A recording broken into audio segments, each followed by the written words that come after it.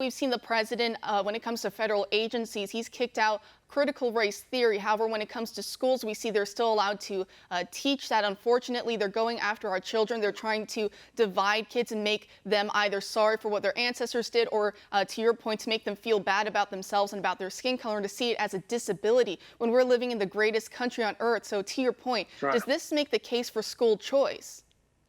Oh, it absolutely makes the case for school choice. And the president has been a champion of this issue. This idea of continuing to force kids into failing schools that we know are failing, they know that they're not preparing them for the 21st century. It's atrocious. And the Democrat Party, they've allowed the teachers union to promulgate this, what I consider an issue of immorality, frankly.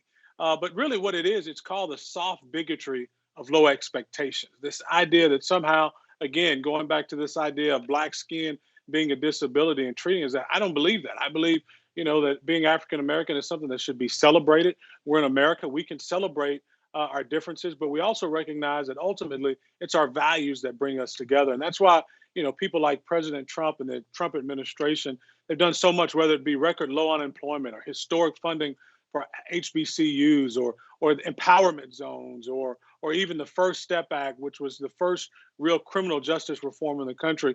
We have a president right now who has been laser focused on the African American community to treat them with a hand up, not a handout. And that's why I'm proud to be chair of Black Voices for Trump. And I see it at my bank every single day. You look at the PPP program that went out. We helped, at our bank, our small bank here in Oklahoma City, almost 40% of the businesses that we helped through PPP were women, and about 29% of them were other minority groups. So the president has a real heart for minority communities, but he has real solutions. And again, the best social program in the world is a good paying job. Exactly. And so we also saw recently that Ice Cube, he's, obviously a Yeah, man who's, on the left. We wouldn't say that he's necessarily a conservative, and yet he has a plan for helping the black community economically. He gave a vote to the Trump campaign and to the Biden campaign. The Biden campaign, they pushed him off. They're like, we'll talk to you later that's after right. the election. It was the Trump campaign that said, let's schedule an interview, let's start talking. And they started talking throughout the summer, and some of his work ended up in the Platinum Plan. If you could speak a little about that. Yeah. Well, first of all, this just goes to show you about the left's cancel culture. Ice Cube has been a celebrated figure my entire life that I can remember, from movies to acting to rapping. He's been kind of a icon that really has been embraced and celebrated by the left. But the first time he decides to step off of the Democrat plantation and say something that's not on the talking points, they want to cancel him. And let me tell you, the height of racism is telling black people what to say and telling black people that we have to believe the same talking points or else we're not black. And that's what you're saying, Ice Cube. But you've also saw it just the other day.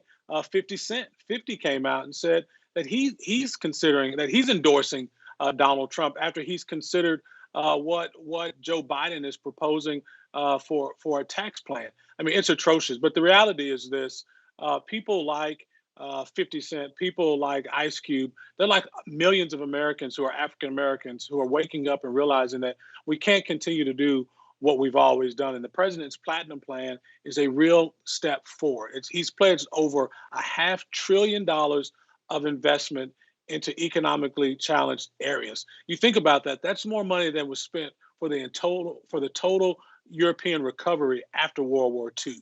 That's a tremendous amount of capital that's going to flow into African American communities, again, for job creation. The idea that we don't need more welfare benefits. The left always wants to pretend that they own the idea of compassion. I don't define compassion by the number of people that this country puts on welfare. I define compassion by the number of people we get off of welfare. And there's only one system in this world that has ever moved people from generational poverty into the middle class, and that's capitalism. And I'm glad we elected a capitalist like Donald Trump. And I think in the next 4 years, you're going to see even more expansions of capitalism, because I believe fundamentally that the greater the freedom, the greater the wealth.